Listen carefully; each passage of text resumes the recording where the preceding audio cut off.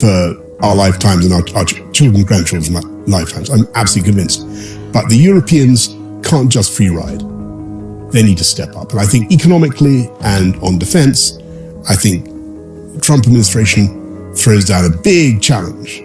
Boris Johnson has a unique relationship with Donald Trump. You know what this is, as everybody knows? It's going to be a fantastic prime minister, I can tell you. And while Johnson is no longer Prime Minister of the UK, he still holds strong views on just about everything.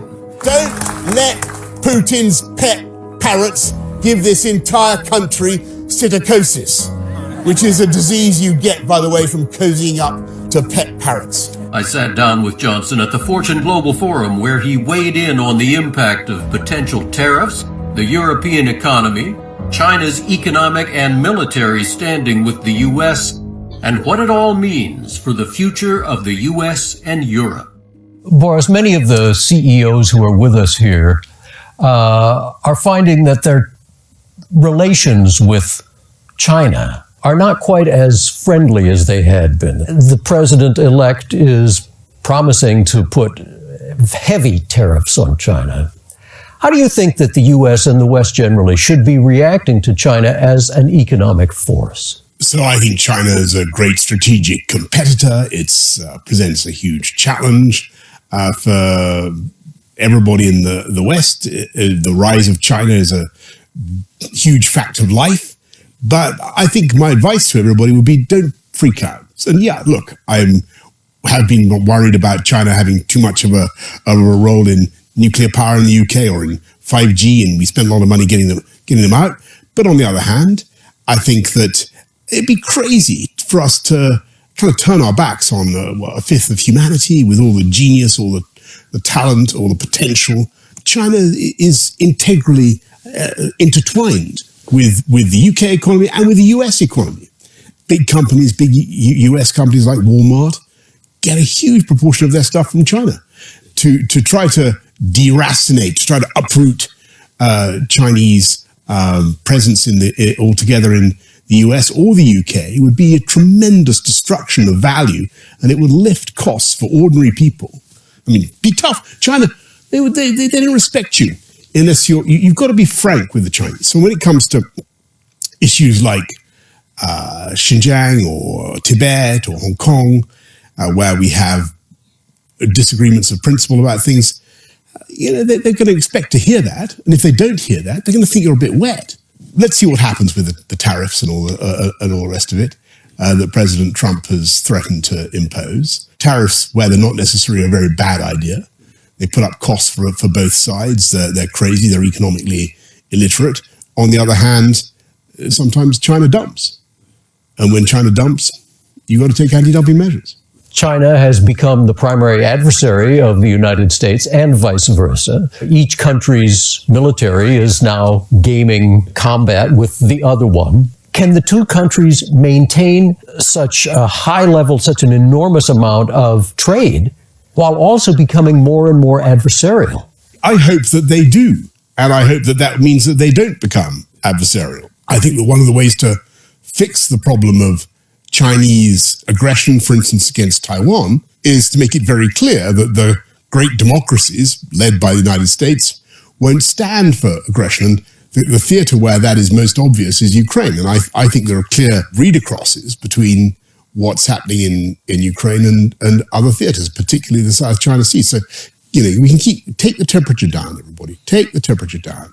Fix Ukraine. Get Putin out. Find a way forward there. And, I hope that President Trump can do that. But then I think that will take the temperature down with China as well. Well, you have a lot of misinformation spread about China, and you have a lot of misinformation spread about other different places. I think I'm going to get along great with China.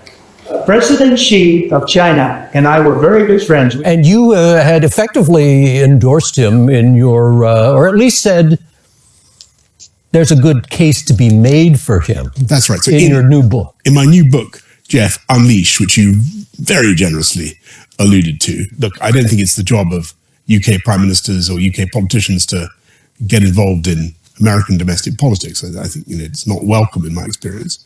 But I was just trying to make a few points about the Trump that I knew. who is, I think, very different from the left-wing caricature when it comes to some of the areas of foreign policy that I had direct experience of. So when it was Iran or Syria or Ukraine, or even Ukraine, he was actually very robust. He was robust against Putin. And, I think people sometimes, they forget that. We can get Brexit done. We can move this country forward. I hope very much that you'll support us as a party of progress that will take this amazing country forward, unite it, and vote for a one-nation Conservative government on Thursday. There continues to be debate, controversy in the UK about Brexit many years now after it became reality. What's the argument in favor of sticking with it? Well, there's a million arguments for sticking with it. The most important is that, actually, contrary to what you say, Jeff, it's people don't talk about it that much anymore. It's it's down the political agenda. To imagine that Brexit will be reversed, you've got to imagine that the British people are going to vote to pay £20 billion to have their laws again decided elsewhere, their borders under the control of others, and give up the control of their currency. So it's not going to happen. The advantages of Brexit in a globalized economy are huge, and it just needs the government to exploit them. One of the things I point out in Unleashed is that it was very, very significant when we were dealing with COVID that we faced this appalling threat, and lots of people were dying. By March 2021, our government, my government, had vaccinated 45% of the adults in the UK, almost 100% of those over 80. The corresponding figure in the EU was 10%, because they'd waited so long to get the approvals.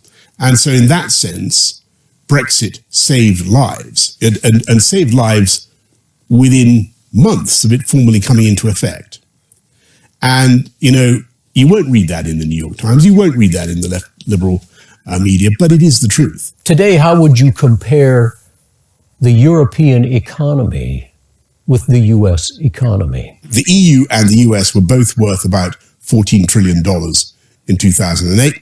Today, the EU is worth about $15 trillion, and the US is worth $26 trillion. And even though the US has far fewer people, right? So the growth rate in the US has been absolutely extraordinary, vertiginous.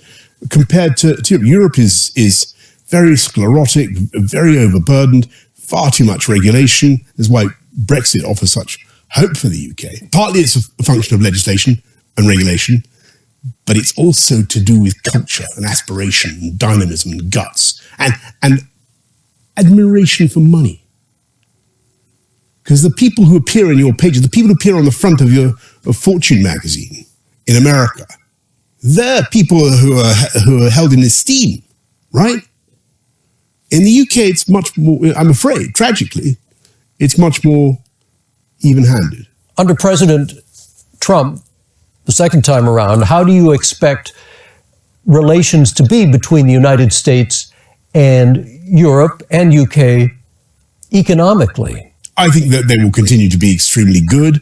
For my own country, for the UK, the US is by far our biggest individual national export market, our biggest trading partner. I think there are two ways in which the Trump agenda will be healthy for Europe. I hope that it will force an argument in our own societies about our economic model and the way it works, and the low growth, high tax, high spend cycle we've got ourselves into. And I hope the Trump agenda will challenge that.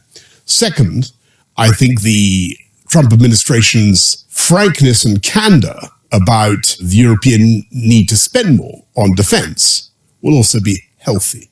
The world depends on the United States for its security. The United States is still 25% of global GDP. The United States is the hegemon. It's going to be the hegemon for our lifetimes and our children and grandchildren's lifetimes. I'm absolutely convinced.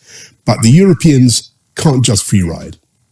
They need to step up. And I think that, so I think economically and on defense,